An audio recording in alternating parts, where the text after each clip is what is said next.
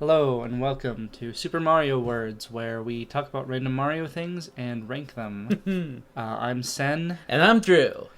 Today we're going to be discussing the Bundt, the sentient cake that is not a Bundt cake. No, it's a wedding cake. It is a wedding cake. Three-layer. Let's briefly review, because if you're not me, someone who has developed a strange obsession with this living cake, you may not know what this is. This is a little less common.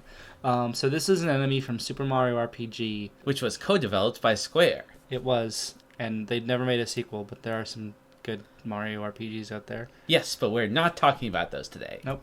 We definitely will, though. Yes. Anyway, so Princess Peach gets kidnapped by this guy named Booster, Yes. who is kind of like man-child Wario.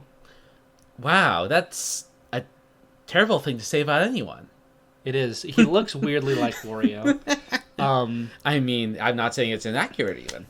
Yeah. Anyway, so he wants to marry Princess Peach.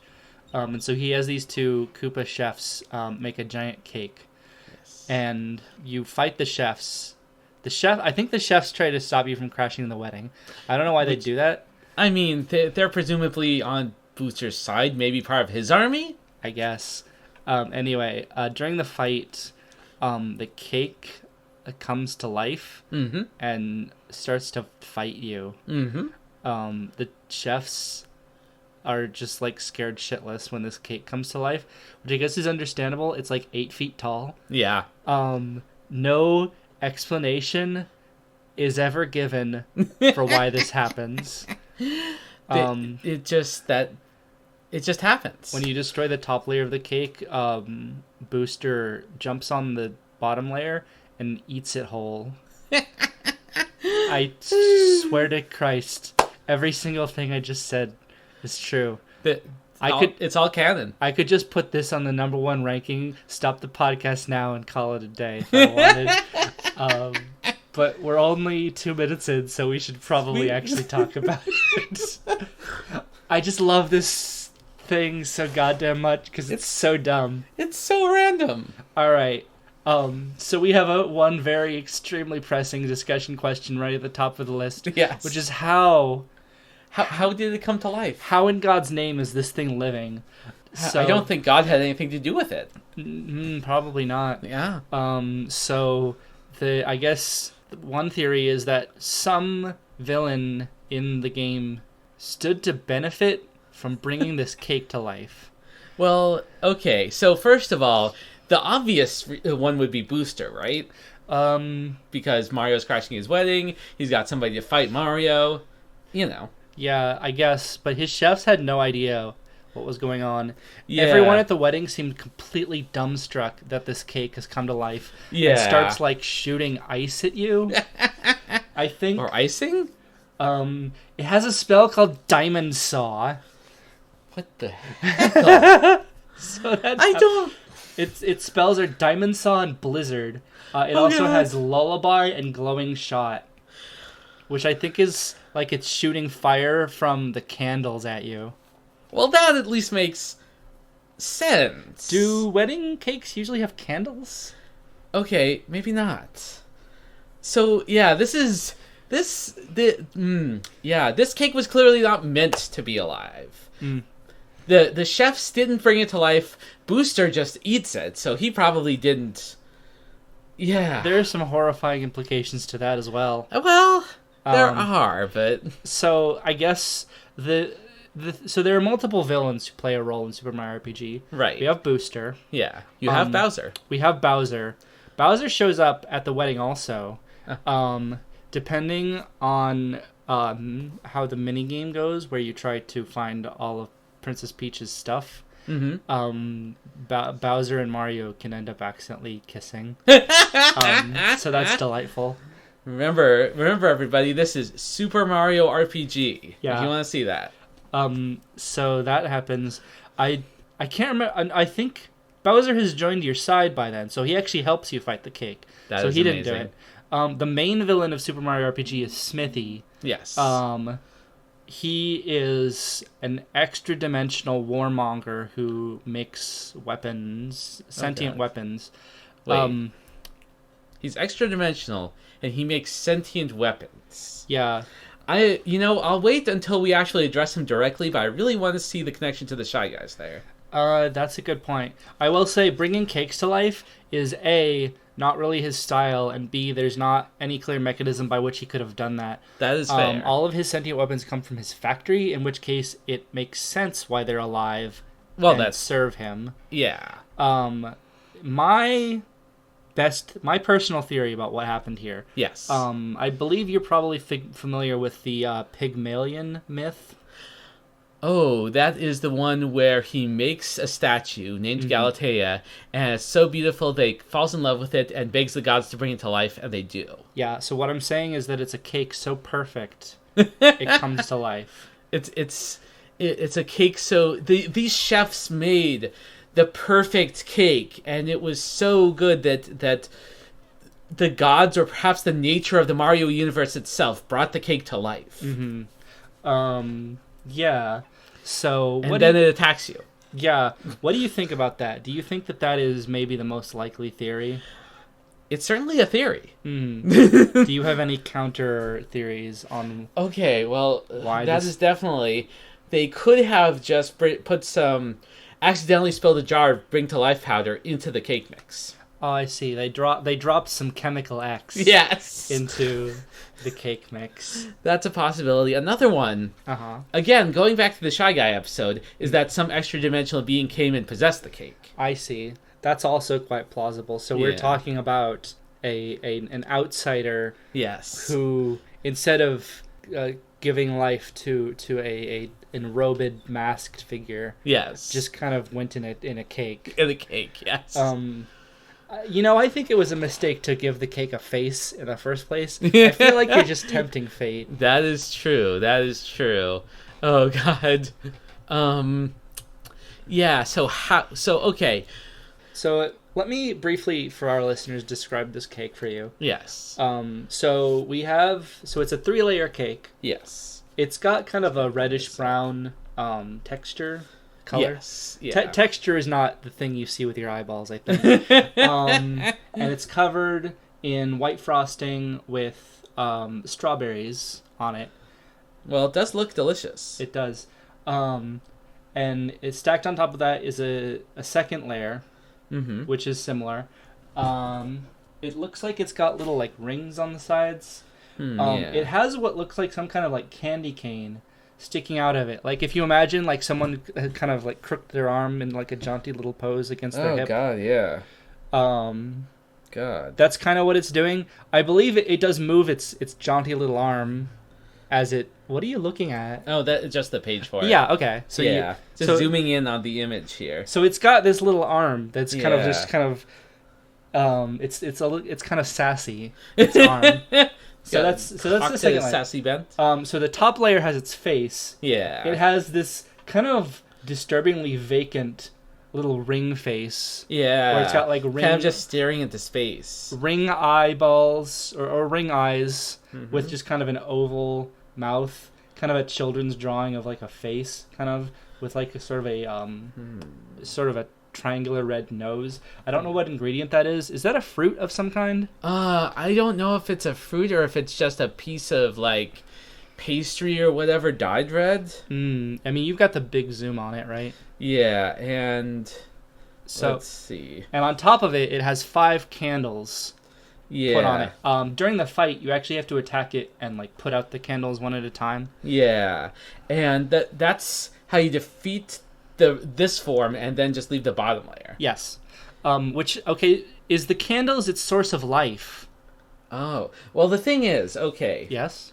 The bottom layer still fights Mario. It does. It still lives. So it is still alive, and it's only after the heroes defeat it that Booster eats the cake. Yes. So the cake is only defeated once it has been annihilated. Yes. Like something swallowed by Kirby. Yeah. I will note the bottom layer of the cake is by a significant margin larger than Booster. He sits on it with room with kind of limb room around him. Yeah. Arm space. Oh, Lord. legroom, whatever that word is. And he just a bunch of room. He just opens his mouth like all the way and just eats the whole thing, and I don't know how that works. That's disturbing. It's very disturbing. Yeah.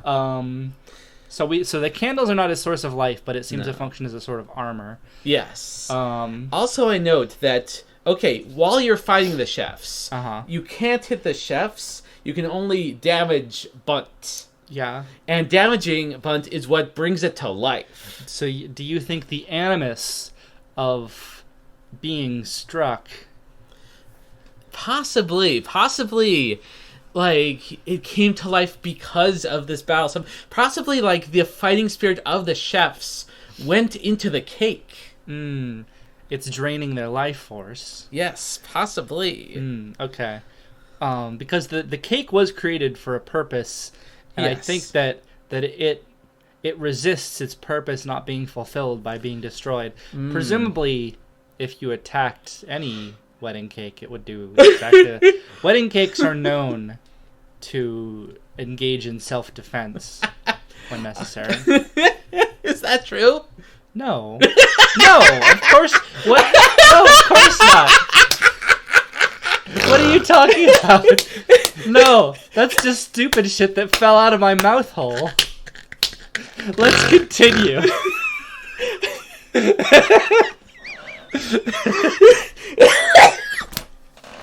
Oh my god. We're peeking the microphone so hard. We are. Anyway, oh Lord. So... Okie dokie. So, okay. Are we willing to accept that answer that it just acted in self-defense because it wants to fulfill its purpose of being a good wedding cake? Well, okay. You never in the rest of the game attack any other wedding cake, so we don't know true. that it's not true. Yeah. You don't do that. What do you think? Do you disagree or agree with that? I don't know. I don't think there's enough evidence to tell, ultimately. All right. There's so much that could be happening here, and we're just not given any straight answers. Well, luckily, so our second discussion question does continue on this theme. Yes. Which is, what specifically is special about this cake such that it was brought to life? So, you go first. So I say we want to examine the specifics of the construction, yes, rather than the broad theories of how it was brought to life. I agree. Again, it does have a face. Yes, it was baked with a face for some reason. I kind of hate that. Yes. I wouldn't want to eat this. I would feel bad about. You know what? I don't know. If someone made a novelty cake that looked like some kind of weird animal or something, I probably would eat it. Yeah. It would be weird though. Yeah, it would. And this is weirder because it looks like a regular wedding cake, kind of. It's exaggerated and it has all kinds of weird colors, but it kind of looks like it's constructed in such a way that you're supposed to believe that the face is a coincidence. Huh. Like, what are those rings? They look like they might be like pineapple rings. Like they're maybe running around the perimeter of the cake. Yeah. We see a couple of other decorations on there that aren't part of its face. Some stars, these swirls. Yeah. I kind of wish I could show you the cake in motion, but of course that wouldn't contribute meaningfully to the podcast, so I won't. Because it does wiggle. It goes like like that. As it is casting I do spells. wish all of you could see that. Well, but it also has like this peppermint stick sticking out of it. Maybe we should do this with video, but then it would have to stay on YouTube. Sadly, yeah. And it wouldn't be a very interesting visual. It would just be us talking. Yeah. Anyway.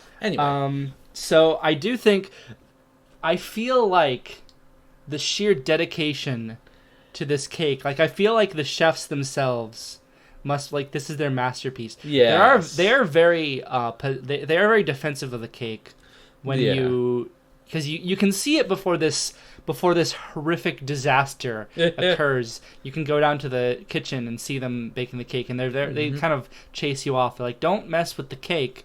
Don't stand on the cake, Mario." I mean, that's a reasonable request. To be fair, yes. There aren't a lot of cakes that you could stand on. And I feel like it may just be a matter of, I think Bundt may be just the perfect cake Yeah. A cake so perfect. Like a masterpiece cake. it is the platonic ideal when the essence of cake discovers a cake that so purely matches its existence that it fills the cake with life force. Presumably something that could happen with any object if it was perfect. Presumably. And if the idea of platonic concepts was true, Yes. which it is, of course. And I'm sure we don't need a giant diversion about philosophy in the middle of our Mario podcast. But why would we ever do that? No. No. Only if it was about psychosexual dramas. Yeah. Anyway. Oh God. Let's see. Are we satisfied with this? The idea that it is the most perfect cake and therefore it was inevitable that it would be given life. That would Yeah. That's a definite that makes sense. Mm-hmm. I still wonder if it's like Chef Tort is the name of the main chef who bakes the cake. Yes, his assistant I do not think is given a name. No, it isn't. He's not important. No. But like, it's possible. The thing is, Chef Tort cannot be damaged in battle. He's invincible. Yes. Is that? Are you claiming that as opposed to just being game scripting? It is literally in universe true. Either true or close enough to true to not matter in game mechanic terms. Like, it's entirely possible that Chef Tort himself is some kind of powerful magical being who gave this cake life, but on accident. Yeah, unintentionally. Possibly Chef Tort is such a powerful being that even the passion that he's clearly putting into this cake the whole time. He is a very passionate man. Yes. Is just so much that it brings this cake to life. Perhaps it's not the perfect cake objectively, but the perfect cake to him. Maybe that's true. I mean, that is very similar to the Pygmalion myth. Yes, because it was the sculptor saw the beauty in his creation. Exactly. I think if we're satisfied with that, yes, then we can declare it canon. Yes, because. And I want to emphasize this. In the text of the game itself, a cake comes to life and no explanation. Not even a gesture at one. Nope. No one asks, hey, guys, why the fuck did a cake come to life? Nothing. Well, of course they don't. You can't say fuck in a Mario game. But if you saw a cake come to life... I'm just saying, we are forced to guess because we are offered nothing. Yes. Not this game...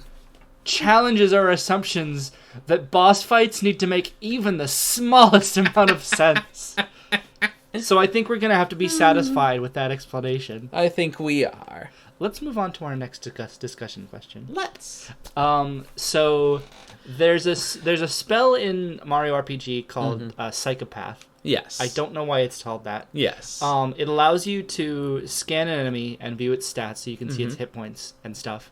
And it also tells you what the enemy is thinking. Yes. So you'll have like funny little things of what the enemy is thinking while they're fighting you. Yeah. This one is very mysterious. The cake merely is thinking, congratulations. That's really creepy. It's really unsettling, I think. Like, if the cake wasn't thinking anything, that would make sense. If it was an unthinking being. Yeah. So why do we think that's happening? Why is it that its sole thought? My God. Okay. All right. To bring this back around to our theories about why it came to life, you know? Yeah. The cake exists to be... If the cake has this innate purpose to it, yeah, it exists to be something at a party, you know? Yes. It exists to be part of a celebration. And thus, it's... Perhaps what congratulations means is that its purpose is to make congratulations happen, you know?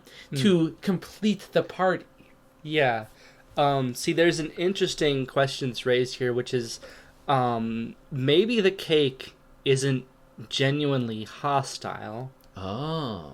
What we're seeing is the expression of a purely alien mind. Oh. A mind of a cake. Yes. And therefore it doesn't work like other human minds. No. When a cake is given life, what does it do and think of its purpose? Yes. When it is given the ability to cast blizzards on people.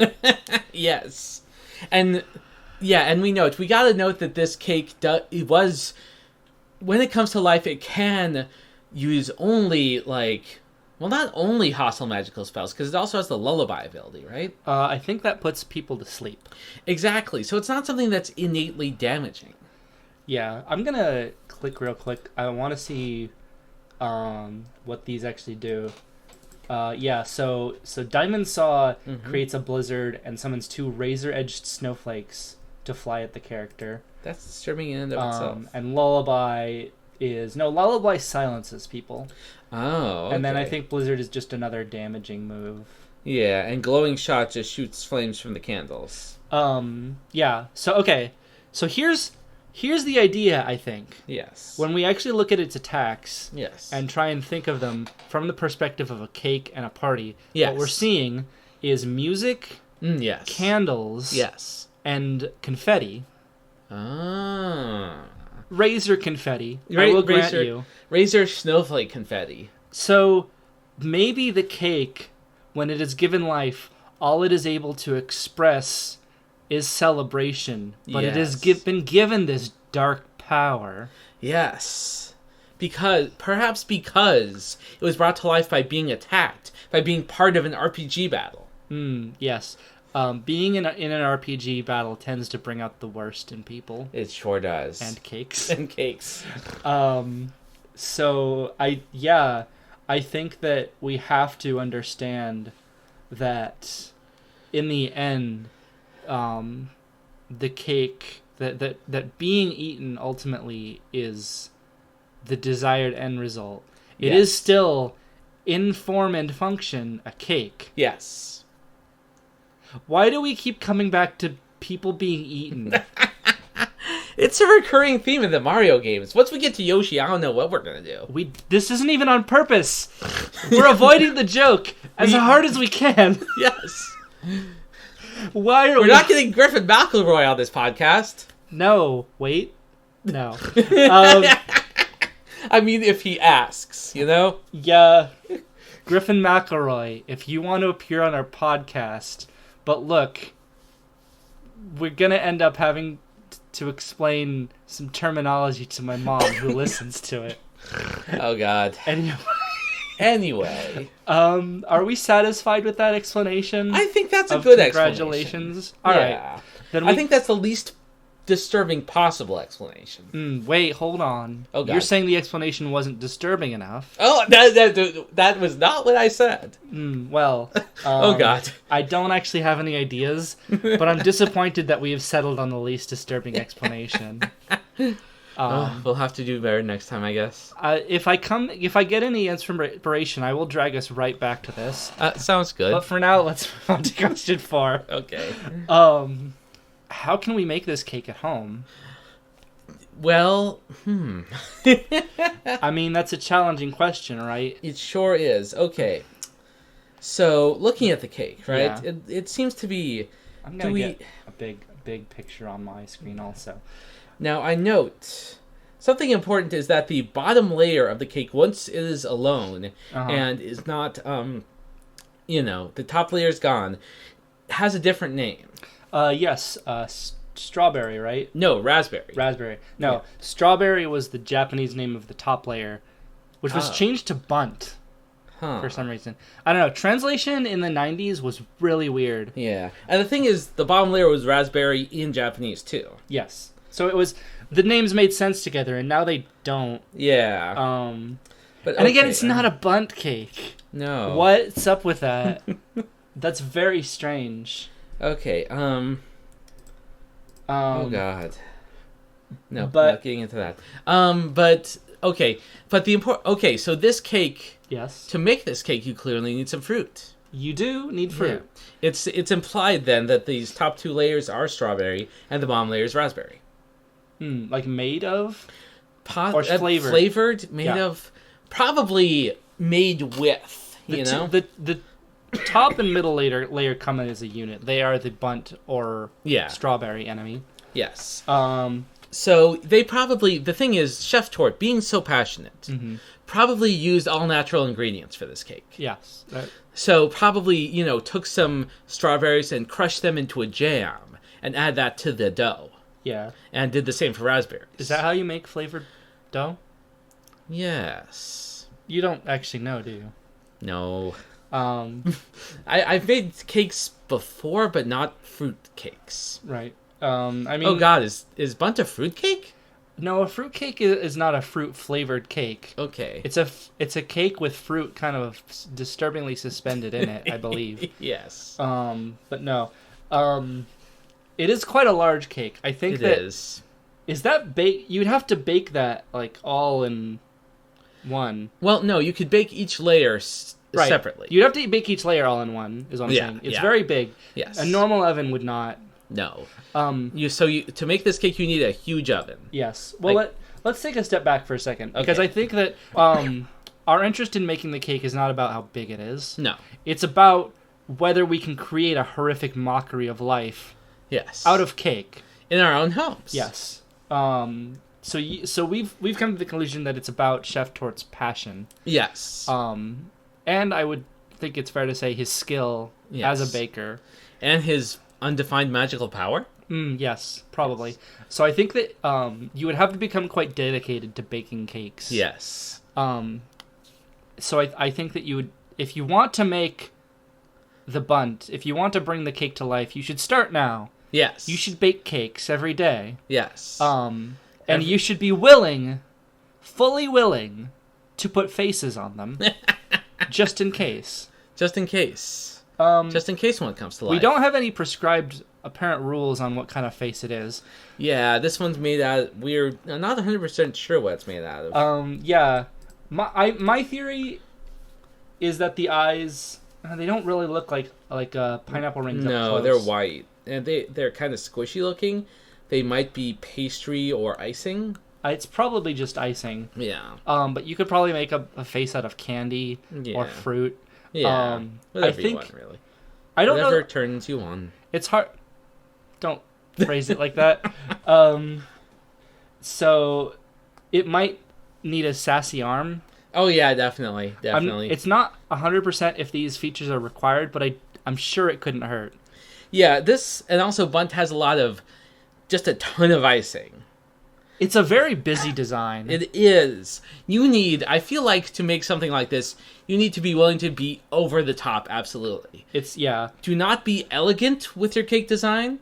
Do not limit yourself in any way. Just go with your passion. It's all about excess. Stick a random peppermint cane in there that doesn't have anything to do with anything else. Nope, it does not. So this cake has red with white stripes through it. Mm-hmm. It has white frosting with pink with strawberries, which are not pink, they're red. I don't know why I said that. It's got kind of the middle layer might be chocolate actually, and it's got also more decorative rings, and it's got frosting. It's got some kind of, what is that layer between the two? There's some kind of red ring or red layer. It might just be like a plate or. It's got stars stuck on the sides. The top layer is green. The top layer is green. What flavor is green cake? That's an extremely good question.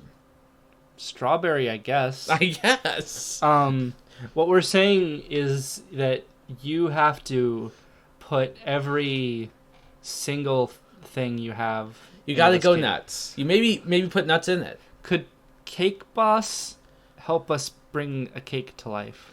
I feel like Cake Boss extends an iron fist around their cakes. You know? You think that they squeeze their cakes too tightly? Yes. Metaphorically. Not literally. That would ruin the cake. Yes. Yeah, like a baby bird, the life force within your cake must be held but not too tightly. Yes, exactly. In order for it to truly come to life into a horrific mockery of life. Yeah. Just like a baby bird. Yes. So make a lot of cakes. You have to make what was it 10,000 hours before you become a master. Spend 10,000 hours baking cakes. Yes. Put faces on as many of them as possible. Be excessive as possible. Yes. Maybe watch Cake Boss. And I think if you do all of those things, yes, you could have a cake that comes to life. Yes. And also practice dark magic. It couldn't hurt. Yeah. I think that's our last discussion question. It is. I give me one last shot to think of something more unsettling. Oh God. For the third question, I don't know.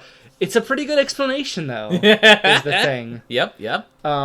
But I want to make Congratulations. I want to make a creepypasta about the congratulations. Oh well. It's the spirit of a small boy who died on his birthday. And look, this is just going to be one of those bad creepypastas. Let's go. Hyper-realistic blood started coming. God, Christ. All right, the creepypasta was a dumb idea. I forget creepypastas are usually not actually creepy. Yeah. Let's go to the rankings. Okay. So first of all, I have a bias. Yes. And the bias is that I love this stupid thing so much. That's fair. It's a delight. Man, Shy Guys ended up surprisingly low on the list. I guess it's just because there's a high quality watermark. Yeah, there is. Charge and Chucks are good. Charge and Chucks are good. I would put the Bundt above Charge and Chuck. Absolutely, I would put the Bundt above Charge and Chuck. Because this thing only appears in one point in the game. Yeah, 1 point in one game. 1 point in one game. But the moment I saw this stupid thing, I was so in love with it. That's fair. I love how weird it looks. Yes. I love that there's no explanation for why it comes to life. Mm-hmm. I love the fact that not even the chefs who baked it have any earthly idea what in holy hell is happening. Like, as soon as they notice, they run. They run from the Bundt. Get out of there. They don't know what the fuck is happening. It's too hot, so they get out of the kitchen. I like its unsettling psychopath message. Yeah. I have an unnerving level of love for this cake. I might be the one person who loves this cake more than any other people who love it. And that's the true creepypasta. Yeah. So what do you think? You are the unbiased observer because you've never played Super Mario RPG, and statistically speaking, you don't love this cake as much as I do. That's fair. Do you think it could go higher than Flood? Well, okay. The thing is, Flood and Bundt are both, inanimate objects with a life force. Uh-huh. And of the two, well, Flood is A, useful, B, helpful, and C, doesn't try to kill you. Flood was designed with life in mind, whereas Bundt's life was a horrific accident. Yes. I feel like Bundt might be the more interesting of the two. It has a richer character arc. Yes. All right, what about the paintings? Oh, man. I was, while we were talking about this, I was thinking that Bundt is actually kind of similar to the paintings. In what way? Well, if the paintings are something given a magical energy and power by the artist, and Bundt has been given magical life by the baker.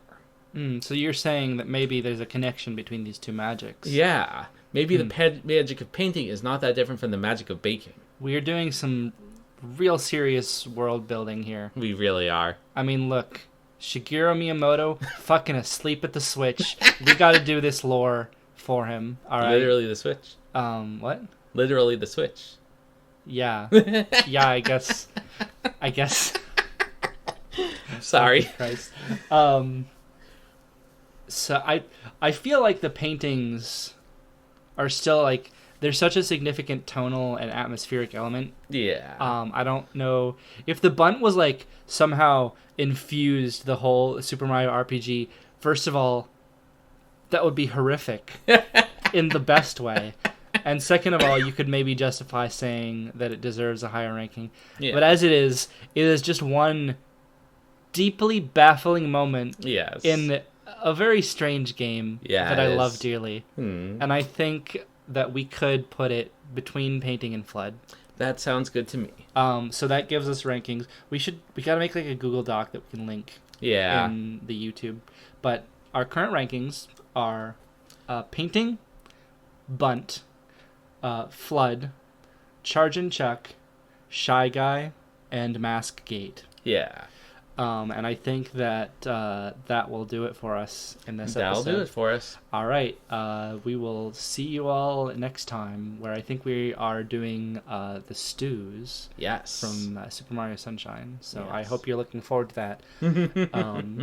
I do not love them as much as I love this cake, but I'm sure that we will find a lot to say about them. So we will see you then. See ya, Mario heads.